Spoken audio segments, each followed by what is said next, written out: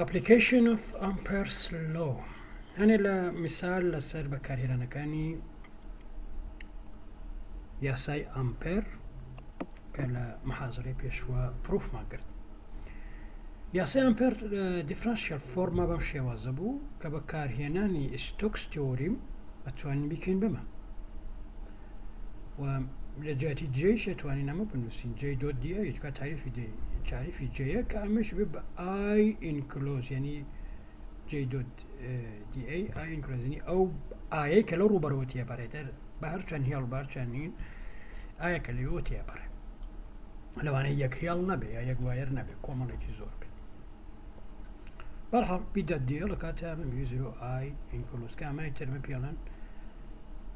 امبير لو لا انتجرال فورم هو يعني ديفرنشال فورما اما يعني انتجرال فورما بما يعني بحلقية يعني بشي وزالن بلان حلقية داخله وكتهزيب يارو بألين امبريان لوب يعني اگر بيري نما لسر اما لسر اما تاقيب كينوا اما لوب يكا روبريكي هيا لم روبرو كومالي تزوروا يعني سيدي تزور كجيا هيا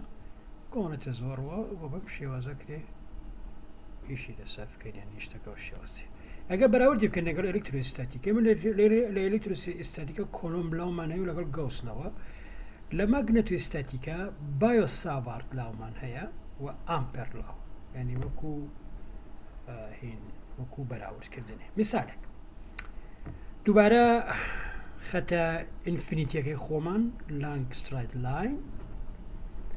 ستاتيك كارنت كي بي ار وا بزانيكين ماغنتيك فيلد لما وداي اس لا وايركا بتشي وزكا طبعا من رابع امبريان لوب كدروستيكين مش بازنيه بيتر بازنيه كارديوسكا اس بي دوت دي ال كاتب بي كونستانت اللي طبعا بخاتك انفينيتيا كاتب بي انتجرال دي ال بي دي ال ايش كوشينيوانيان صفر كارك لارستيك ديالا كمان قراوا بي كارك لارستي ديالا كابو انتجرال داخلاوي دي ال ايش كمان زانين لوبيكا كاتب دو بي اس لوبيكي بازني كاميش ببي او بيكتبوا ميو 0 اي انكلوز ويا بس اي انكلوز كمان شنو كايه ونتيجه كيتو واضحه كاتب بي كاتب ميو 0 اي لسه دو بي اس كبش اي بكتيري بينوسين كاتب ميو 0 اي دو بي اس لارستي فاهم مثالي كتير بريتير لما كتو روبريكي كارنت هيا روبريكي كارنت ما روبريكي كارنت اگر تو خطك اما روبريكي كارنت با انفاينيت يعني ما انفاينيت روبريكي انفاينيت ناكوتايا شيتي ناكوتايا لكارنت لمس ربو سري دنيا شيتي ناكوتايا كتشري هناكي كيا تشري كارنت دينسي كارنت دينس كارن سيرتيتيكي كيو العراسي اكسا واضح ماغنتيك فيل العراسي زدانية العراسي اكسي شاني مانا بس العراسي ويها مانا بوش لوبي لما يك يلا ما بقرا يك يلا ما بقرا وابزاني وايريك بانفينيتي يلا ايه اقرا بقري بياسيت سيراس بانجي قولوا العراسي مدابنيت مشاكي ماغنتيك فيل دكر لسريشي تكبو عراستايا وانيا وديته خواروا بلام لباليا يقواري تريشيا اگر ام واريت النوايا بالي لوب دروس وسكم واريت ريا او ملا قال اويترا كوبيته ولا كوتايا بيبه يلا بمشي واس يعني لسروا اراستي بي هي لك هوا راستي واي لخواروا رك عكسوايا اريا سيد سيراسك بيتالي بو يقوير رك لخواروا يعني بمشي واس برحال إسا قام بكاربينين بي دو دي ال دو بي ال إس كان ما إلا كمان لم دوني أنا كستونا أما أم دو الهياليان ستونا بي لسر ال ستونا ولا كوتايا يعني تو مغردي فيلد النية بس لم دو هياليتي أنا أنا ستونية قوشي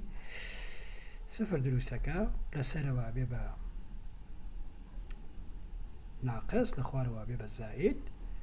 و بلام لرا اي انكلوزكا تشيا اي انكلوزكا بيبا كي ال بوشي نقول لم لوب أو كلام لوبوتي برا كي ال كي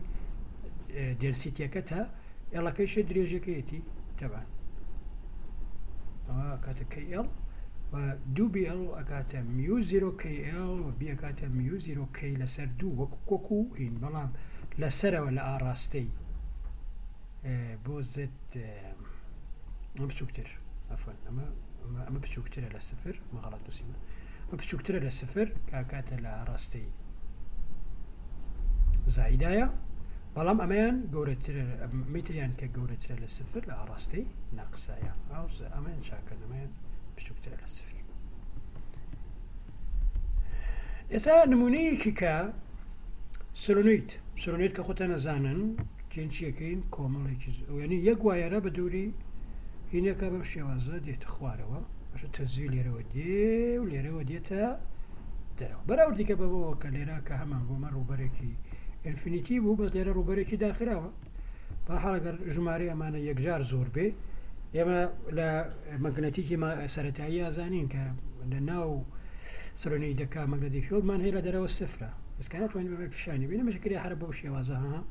اگر جماري باز نكان يكجار زور به كانت كي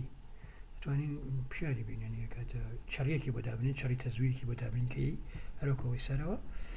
وكاره كمان بيبكي يعني اي ليرو ديو ليرو وروات دروا بالحاله توريناها ويدا بنينا جماري ويرغان يجار زور بها بكل واحد كاتا ال كي هنا وهل وتي عباره تدي سيتي كي بدابني زاني لا دروا شلون قاعد الصفر تماشا كان ما دودانا هين لبشاو كرين دودانا لوب ام لوبيان لا اي وبو بي واضحه هيش تزوير كتيانيه كابو بي لرا صفر بي لرا صفر يعني لبسر وفسر بي صفر تزوير كتيانيه بي اي ماين يعني لا نتنها يعني تو صفر يكسانا بالصفر كي تزوير لرا وتيبرنا به بلان بو اميترنا مثلا انا لرا يعني لناو خبره لأنه طبعا يراد وارد مغناطيسي فيلد صفر تقول أنا ببحث بني بروفي كانوا بيني بيشتروا لدرجة وصفر بس لأنه هو أمان صفر نية بس هم دوانيتر قوشكين يوانيا نودا بيلا قال أما قوشين نود دروسة كاتو قال بياسيد سيرسج حلقة بروين رونا بيا كان برو سروان كابو أمان شو كإنفينيتي لوب معناه يعني وده معناه زي جماري لوب كان يجار زورا جماري لوب كان كمية بياسير راسية ما دامانه جماري لو بكان يجار زور كابو بي لرا بيدو ديال كات بي ال بس ابي دروان مينا وين حسيبه اكات يوز كات ميوزيرو اي انكلوشن كي انكلوزك اميا لما ينقلوا شنو كروا اما ان بريتيا لشي جماري او ايران لا يكي روبرك يا لا يكي متر وتي بارن كابو ان كمان يعني لا متر كوا ان اي دانتي بار ال دانا لا چندانه تيبره ان اي ال واضحه ويزور واضحه اوكي كوابو بي كاتا ميو زيرو ان اي لا راستي زدا لناوا لدروشكا صفر